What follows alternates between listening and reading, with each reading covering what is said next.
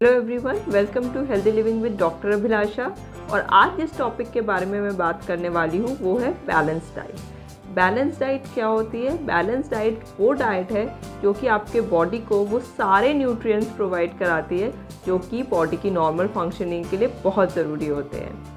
अगर आप balance diet नहीं लेते तो ना सिर्फ लॉन्ग रन में आप ओबीस हो सकते हैं, आप वेट गेन कर सकते हैं, बल्कि you are more prone to many diseases. आपकी इम्यूनिटी कम हो जाती है, जल्दी जल्दी रिकरेंट इन्फेक्शंस होने लगते हैं, फ्रैक्चर्स हो सकते हैं ओल्ड एज में जाकर, और भी बहुत कुछ। जितनी भी सारी लाइफस्टाइल डिसऑर्डर है, चाहे वो टाइप 2 डायबिटीज़ हो, हाइपोथायरॉयडिज्म हो, पीसीओडी, पीसीओएस और भी डिफरेंट तरह के डिजीजेस, उन सब में डाइट बहुत ज़्यादा रोल प्ले करती है। एक बहुत ही इम्पॉर्टेंट और बहुत ही बड़ा रोल प्ले करती है। तो अगर आपकी डाइट बैलेंस नहीं है तो आगे जाके परेशानी हो सकती है।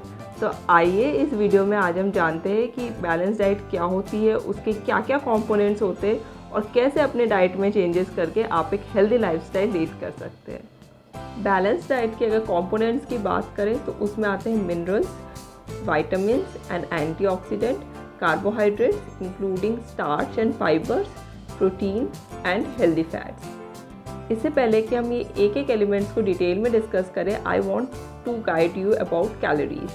कैलोरीज क्या होती है? आप जो भी खाना खाते हैं उसमें कुछ ना कुछ कैलोरीज होती है। चाहे आप एक सेब खाएं, चाहे आप एक पैकेट चिप्स खाएं।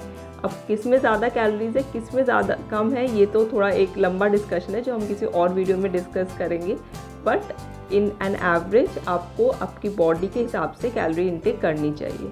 बहुत सारे पैरामीटर्स होते हैं, जैसे आपका एज हो गया, आप कौन से एक्टिविटी करते हैं, आपकी लाइफस्टाइल कैसी है, सीडेंट्री है या आप बहुत ज़्यादा एक्सरसाइज करते हैं।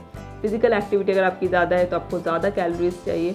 और हर एक फूड आइटम में कुछ ना कुछ कैलोरीज होती है। Also plays a very important role in determining the calories. अगर आप यंग एज के हैं तो आपको कैलोरीज ज़्यादा चाहिए, अगर आप ओल्ड एज के तो आपको कैलोरीज कम चाहिए। जो यंग एडल्ट है 18 to 25 का ग्रुप है, उनको कैलोरीज ज़्यादा चाहिए because obviously the body is developing. और जैसे जैसे उम्र बढ़ती जाती है वैसे वैसे कैलोरीज की रिक्वायरमेंट कम होती जाती है। आइए अब बात करते हैं कंपोनेंट्स ऑफ बैलेंस डाइट की। सबसे पहले बात करते हैं विटामिन्स, मिनरल्स एंड एंटीऑक्सीडेंट्स। ये हमें चाहिए तो बहुत कम क्वांटिटी में होते हैं, लेकिन बॉडी की स्मूथ फंक्शनिंग के लिए बहुत ही एसेंशियल हो जाते हैं। और इसका सबसे अच्छा, सबसे आसान सोर्स है फ्रूट्स एंड वेजिटेबल्स।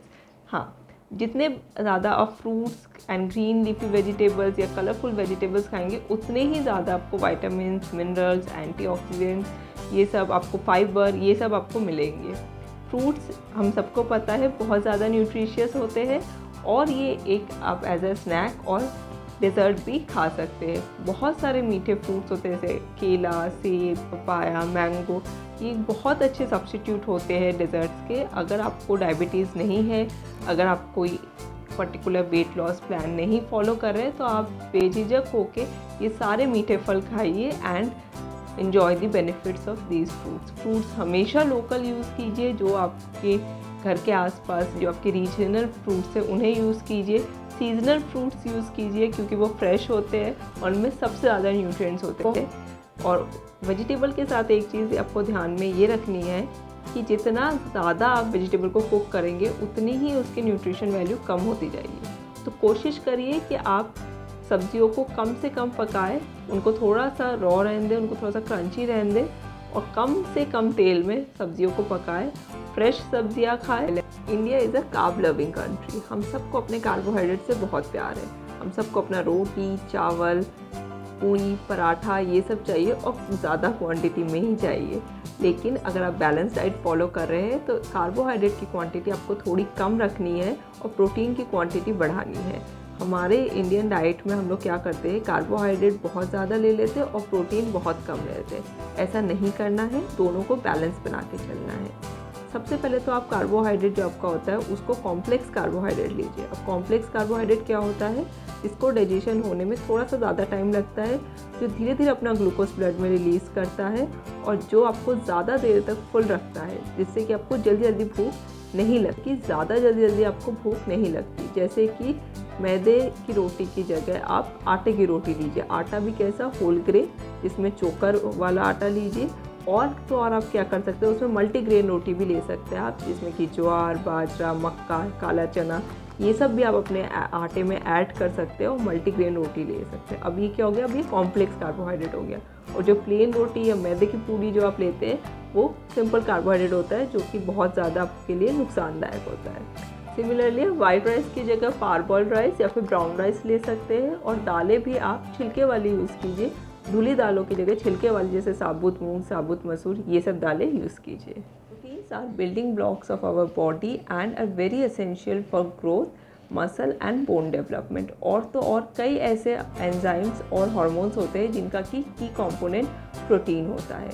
हमारी बॉडी के आधे से ज़्यादा प्रोटीन मसल्स में होता है और ज़रूरत पड़ने पर प्रोटीन से ग्लूकोज भी बनता है। हम सब का प्रोटीन इंटेक बहुत ही कम है। जनरली बात करें तो हमारा प्रोटीन इंटेक सब ऑप्टिमली है, जितना हमारे लिए ज़रूरत है उससे हम कम ही प्रोटीन लेते हैं। ICMR के अकॉर्डिंग हमें 0.5 to 1 ग्राम पर केजी बॉडी वेट प्रोटीन लेना चाहिए। मतलब अगर कोई 70 kg का आदमी है तो उसको 56 से 70 ग्राम ऑफ प्रोटीन लेना चाहिए डेली, लेकिन हम इतना भी नहीं लेते हैं। और तो और प्रोटीन इनटेक आपका अगर सही रहेगा तो ये आपकी वेट लॉस में भी हेल्प करेगा। वैसे तो 1 ग्राम ऑफ प्रोटीन हमें 4 कैलोरीज देता है, इतनी ही कैलोरीज हमें 1 ग्राम ऑफ कार्बोहाइड्रेट भी देता है, बट प्रोटीन जो है वो आपको ज़्यादा देर तक फुल रखता है, आपको ज़्यादा सैटिस्फैक्शन प्रोवाइड करता है, जिससे कि आपको बार बार भूख नहीं लगती और बार बार खाना नहीं खाते। और तो और प्रोटीन ब्लड ग्लूकोज को भी कंट्रोल करता है। तो सोर्सेज की अगर बात करें तो प्रोटीन के सोर्सेज हम 2 पार्ट में डिवाइड कर सकते हैं, एक एनिमल सोर्स, एक vegetable source. Animal source protein का ज़्यादा अच्छा होता है, जिसमें कि आपके सारे, अगर आप वेजिटेरियन हैं तो आप डेयरी प्रोडक्ट्स ले सकते हैं, मिल्क, कर्ड, चीज़। अगर आप नॉन वेजिटेरियन हैं तो आप मीट, फिश, पोल्ट्री, एग, ये सब ले सकते हैं। वेजिटेबल सोर्सेज में आ जाते हैं जितने भी आपके बीन्स, नट्स, ये सब होते हैं, राजमा, छोला, इन सब में भी प्रोटीन होता है। Soybean is a very good source of protein. अगर आप वेजिटेरियन हैं तो ये आप आराम से यूज़ कर सकते हैं। अब बात करते हैं फ़ैट की। कई सालों तक हमने फ़ैट को एक बहुत बड़ा विलन बना के रखा था कि अगर वेट लॉस करना है, अगर हेल्दी रहना है तो फ़ैट तो बिल्कुल ही छोड़ देना चाहिए, लेकिन ऐसा नहीं है। फ़ैट भी बहुत एसेंशियल हो जाता है बॉडी की ग्रोथ एंड डेवलपमेंट के लिए। कई सारे ऐसे विटामिन्स होते हैं जो कि फ़ैट सॉल्युबल होते हैं, और अगर आप फ़ैट लेना बिल्कुल बंद कर देंगे तो वो सारे विटामिन्स की आपकी डेफिशिएंसी हो जाएगी। और तो और नॉर्मल सेल हेल्थ के लिए, एनर्जी के लिए फ़ैट बहुत एसेंशियल हो जाते हैं। बट जो चीज़ आपको ध्यान में रखनी है फ़ैट लेते समय कि आपको गुड फैट लेना है, बैड फैट या गुड सोर्सेज ऑफ फैट क्या है कि जितने भी आपके वेजिटेबल सोर्सेज हैं फ़ैट के, जैसे कि वेजिटेबल ऑयल्स, मूंगफली का तेल हो गया, सरसों का तेल हो गया, ऑलिव ऑयल हो गया, ये सब आपके हेल्दी फैट में आते हैं, तो इनको आप अपनी डाइट में इंक्लूड कीजिए। इन्हीं तेलों में खाना बनाइए। बटर, चीज़, घी, ये आप ओकेजनली ले सकते हैं बट रोज़ मत लीजिए। इसमें एक एक्सेप्शन है आपका काऊ घी। काऊ घी आप रोज़ ले सकते हैं। It's a very good source of fat और ये बहुत ही बॉडी के लिए एक मैजिकल प्रोडक्ट हो जाता है। आजकल तो काऊ घी को लोग सुपर फूड की तरह भी यूज़ करते हैं। दूसरा जो फैट आपको बिल्कुल नहीं लेना, जो आपको बिल्कुल अवॉइड करना है, वो है ट्रांस फैट। अब ट्रांस फैट क्या होता है, जब आप ऑयल को बार बार हीट करते हैं तो उससे जो फैट बनता है वो होता है ट्रांस फैट। अब आप सोचिए किन किन खाने की चीज़ों में ये ट्रांस फैट होता है।